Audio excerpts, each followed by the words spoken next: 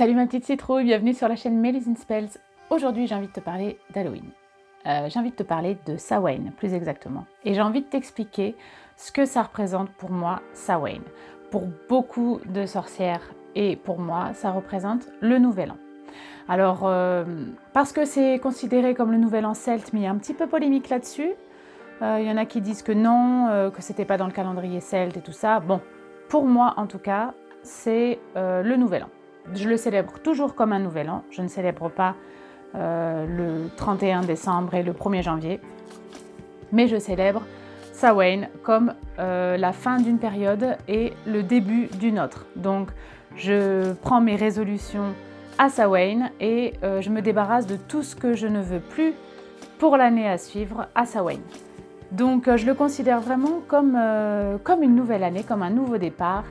Et ça fait partie aussi de cette espèce de rituel d'acceptation de la fin d'une période, l'acceptation de la mort, faisant partie de la vie, et aussi donc de laisser mourir quelque chose pour pouvoir faire renaître autre chose.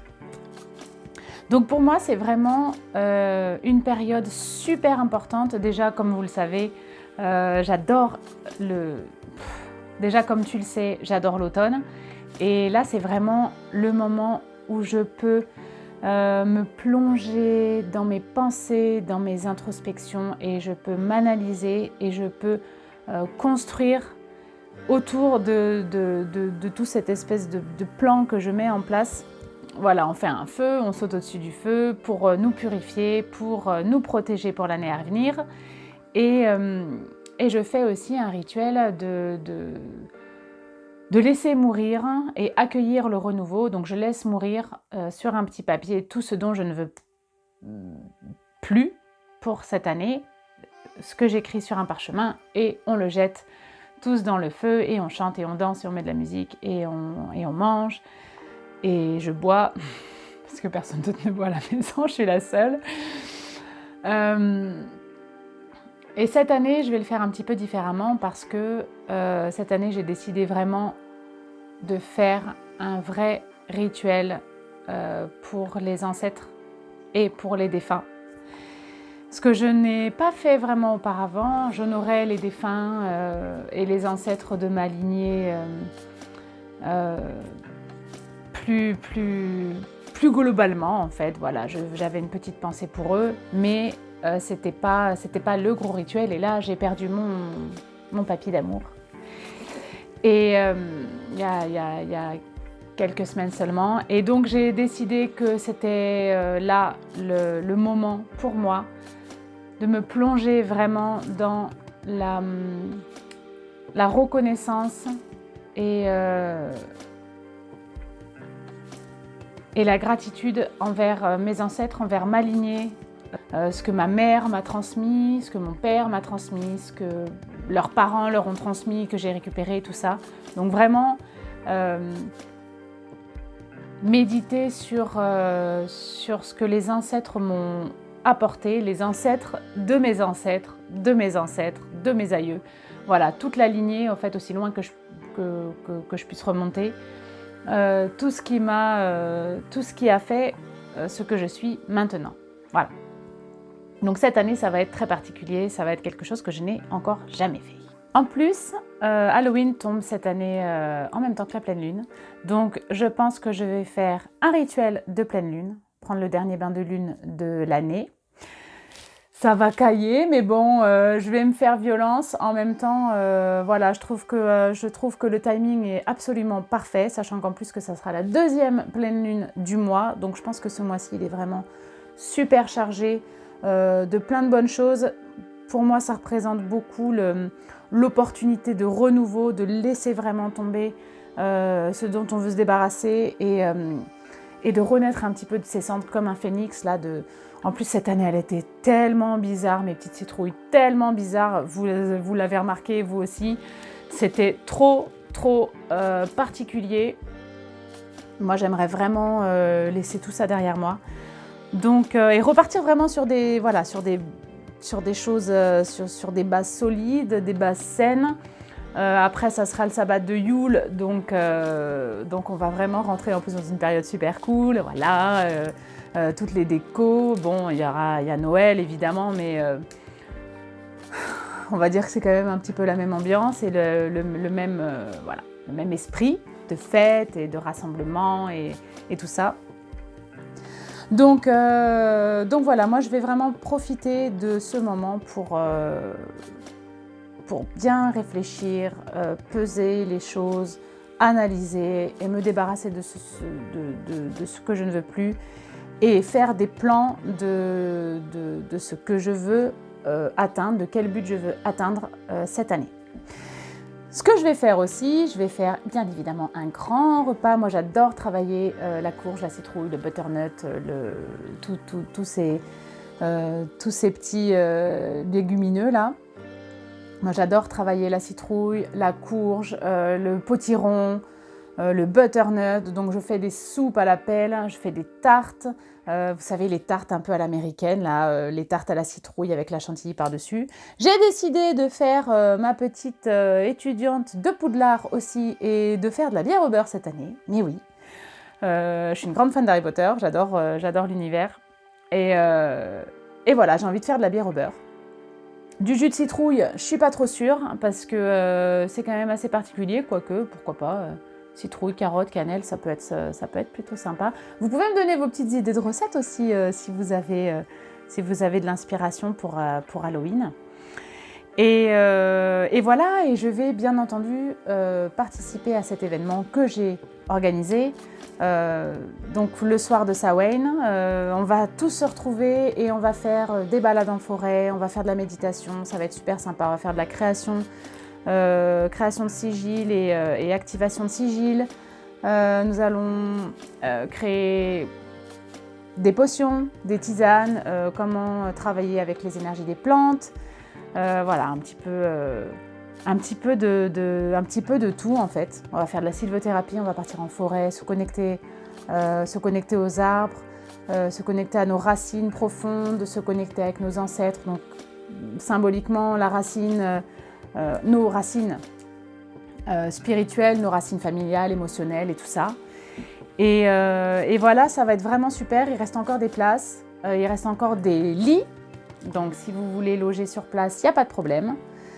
N'hésitez pas à me contacter sur n'importe quelle plateforme, là, Facebook, Instagram, YouTube, sans problème. Voilà, je serais ravie de vous répondre. Vous avez le programme sur l'événement Facebook qui a été créé, je vous le mets en lien en bas.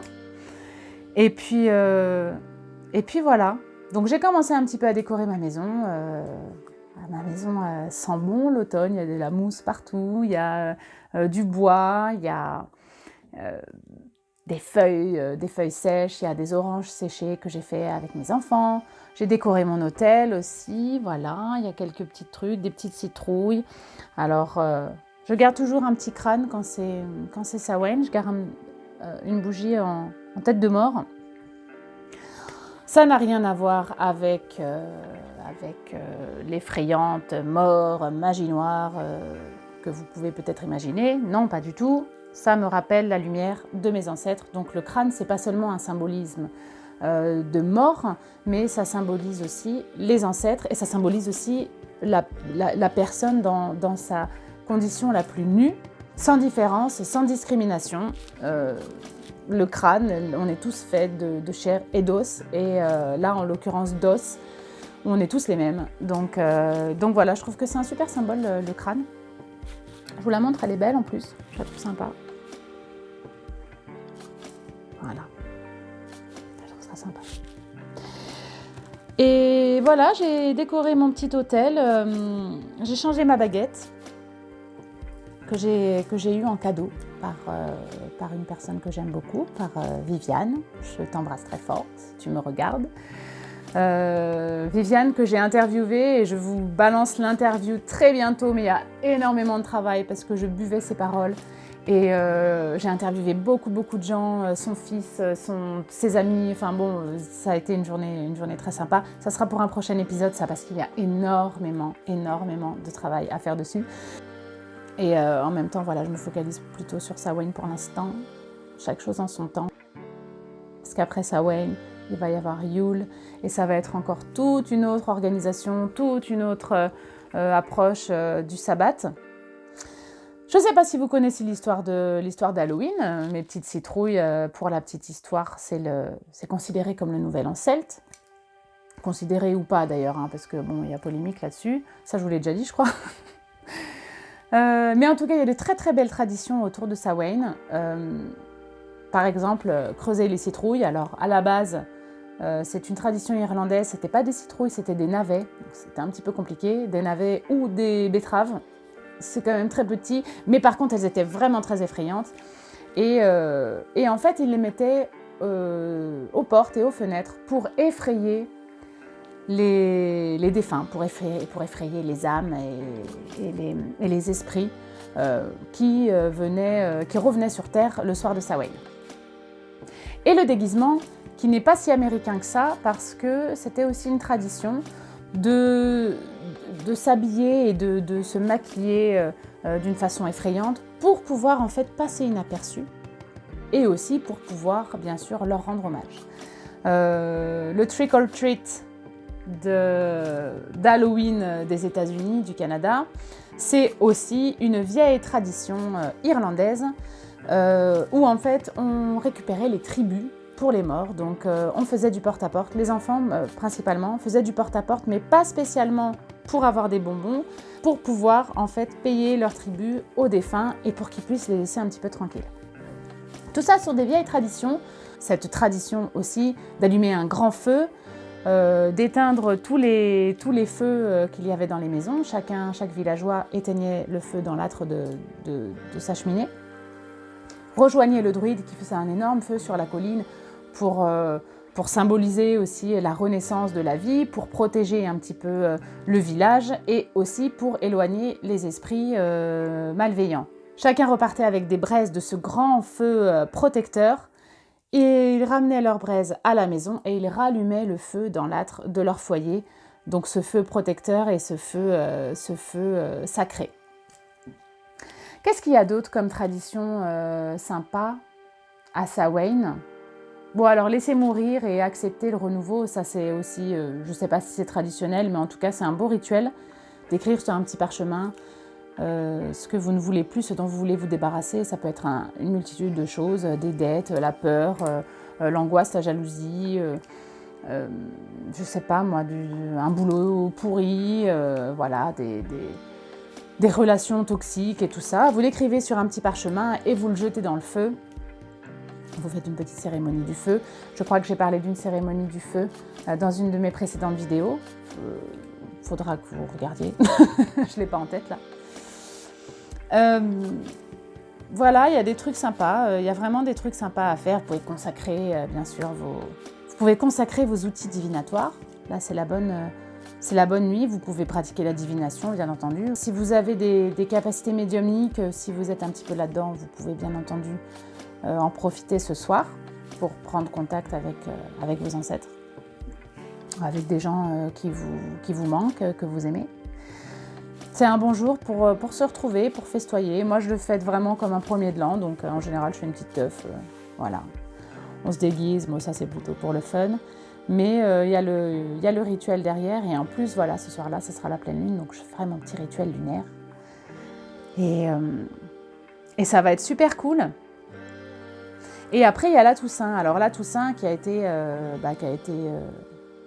créée pas pour remplacer Samhain, c'est pas vrai. La Toussaint, en fait, elle était célébrée vers le 8e siècle. Elle était déjà célébrée, mais le 13 mai. Et quand l'Église catholique a essayé de convertir les païens, bon, ils ont essayé de créer des similitudes avec le calendrier. Donc, ils ont repoussé cette fête. Et ils l'ont mis au 1er novembre, en tout cas juste après Samhain. La Toussaint, vous pouvez la fêter aussi. Alors, vous pouvez acheter des fleurs si vous avez envie. Mettre des couronnes de fleurs, ça c'est un très beau geste aussi. Donc, ça reprend vraiment cette tradition d'honorer les morts, que de décorer leur tombe. Ça, c'est une activité que vous pouvez faire aussi à Samhain. Sans problème, vous pouvez aller dans les cimetières et décorer les tombes et honorer les défunts, même si vous ne les connaissez pas. C'est quand même une bonne chose voilà, d'honorer la vie qui a été créée avant nous et qui nous a transmis malgré tout une multitude de choses qu'on a aujourd'hui, quoi.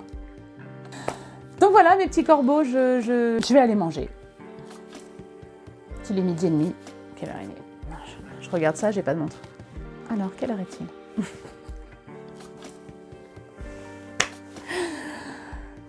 Il y a des fils des fois qui se déconnectent un peu, donc bon. En tout cas, mes petits bourgeons, mes petits corbeaux, mes petites citrouilles, je vous fais de très très gros bisous. Je vous vois très bientôt pendant ce week-end du voyage de Déméter dans le Lot. Pour les autres, je vous fais plein de gros bisous et je vous dis à bientôt. Salut!